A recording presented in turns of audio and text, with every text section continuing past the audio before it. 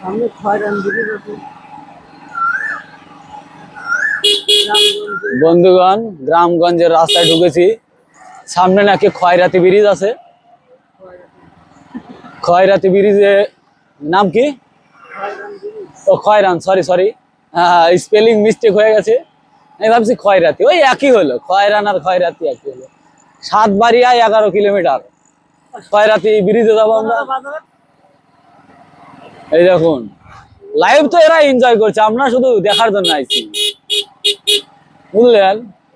আমরা শুধু দেখার জন্য আইছি। এই যে পাট লাগিয়েছে দুপাশে।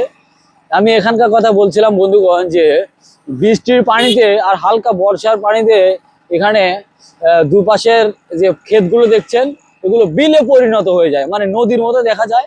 আর মাঝখানে রাস্তা, খুবই দারুণ লাগে দেখতে।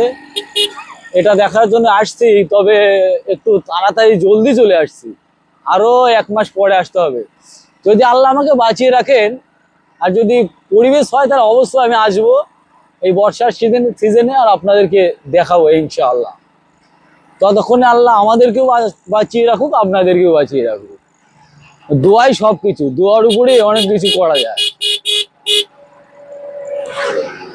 এই দেখুন,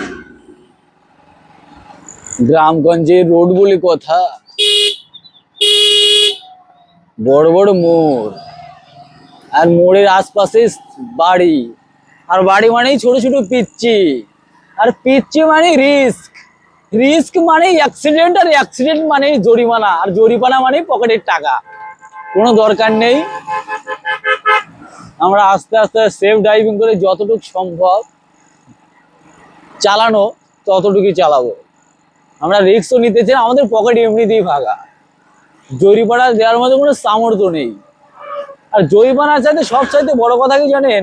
কারো কোনো ক্ষতি হয়ে গেলে এইসব গল্প করতেছে বসে বসে।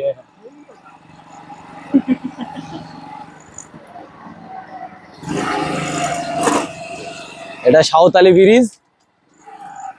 ব্রিজের পানি এখন আসেনি, আসলে হয়তো দারুণ দেখা যাবে।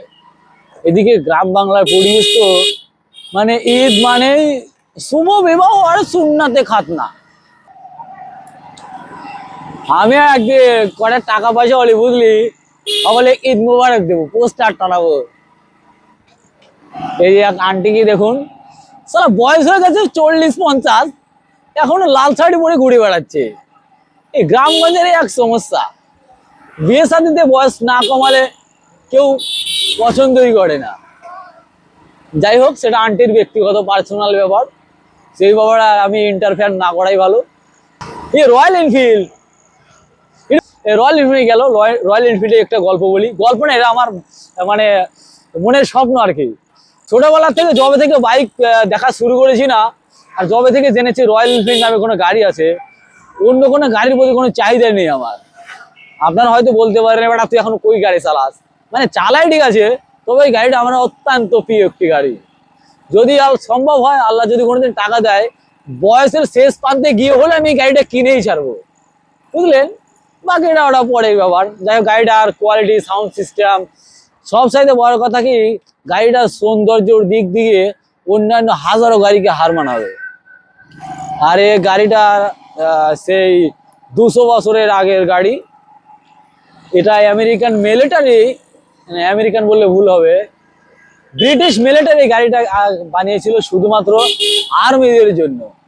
কারণ এই গাড়িটা জঙ্গল মঙ্গল, কাদা, নদী, ভালো রাস্তা, খারাপ রাস্তা, সব রাস্তায় এই ইজিলি যেতে পারে। এই জন্যে এই গাড়িটা আর্মিদের জন্য বানানো হয়েছিল। আর এখন সেটি বিশ্বের অন্যতম একটি ব্র্যান্ড, সব জায়গায় চলে। যদি কোনোদিন কিনি, আপনাদেরকে আমি দেখাবো, এবং লম্বা একটি ট্যুর দিয়ে দেখাবো। পুরো বাংলাদেশ কাঁপিয়ে ফেলবো এই রয়্যাল এনফিল্ড দিয়ে। যাই হোক, আপাতত ভাঙাড়ি দিয়ে ঘুরি, আপাতত ভাঙাড়ি দিয়ে ঘুরতে থাকে। ভবিষ্যতে কিছু হলে হবে। আর আপনাদের ব্যাপারে একটা অভিযোগ আছে, বুঝলেন? আপনারা আমার ভিডিওকে লাইক কমেন্ট শেয়ার করেন না কেন? চলো, আপনারা যদি একটু হেল্প না করেন, তাহলে কোথায় যাবো আমি?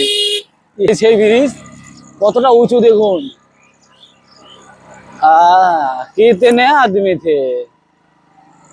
অনেক লোক দেখা যাচ্ছে, শুধু লন্ডা মানুষ বাইকার নিয়ে আসছে, তারা বাইক নিয়ে আসছে। আমরা বাইক নিয়ে আসছি, যদিও আমাদের বাইকটা পাতে তোলার মতো নয়, তারপরেও আমাদের এটা কোনো রকম চলে আর কি।